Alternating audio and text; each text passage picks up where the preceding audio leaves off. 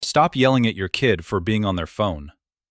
Behind their silence is a longing you haven't noticed yet. Today we're going to find out why kids get addicted to their phones. Your kid is sitting right next to you, eyes on the screen, fingers scrolling, completely checked out. You say their name. Nothing. You say it again. Still nothing.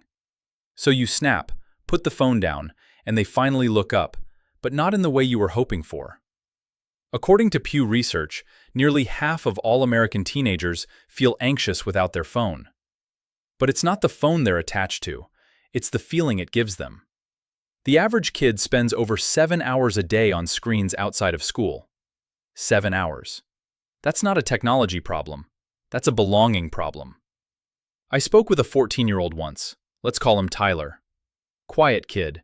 Spent hours on his phone making short videos. Had over 600 followers.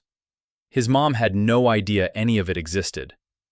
When I asked why he never showed her, he thought for a second and said, "She'd probably just tell me to do my homework." That hit me hard. This kid had built an entire world where people noticed him, responded to him, appreciated what he made, and his own parent was the last person he'd ever invite into it. Not because he didn't love her, but because home wasn't the place where he got to feel good about himself. That's what phone addiction really is. Think about what a phone offers a kid in under 30 seconds. Someone likes their post. A friend replies. A comment says, "That was hilarious." The brain lights up. Validation. The feeling of being seen. Now think about what happens at home. They bring home a test they're proud of and get told it should have been higher. They try to show you something funny and get a distracted, "Yeah, that's nice." They start talking about their day, and the conversation drifts to homework before they finish. Psychologists call this emotional invisibility, when a child learns their inner world doesn't really matter to the adults around them. When that happens, they don't stop needing connection. They just go find it somewhere else. The phone didn't create that need, it just filled the hole that was already there. Now, I know what you're thinking. I'm exhausted. I'm working, I'm managing everything, I have nothing left by the end of the day. I hear you completely. But here's the truth. Connection doesn't require a lot of time. It requires a certain kind of attention. Try this tonight. When your kid picks up their phone, sit next to them. Ask them to show you what they're watching. Not to judge it, just to be curious. 2 minutes, that's it.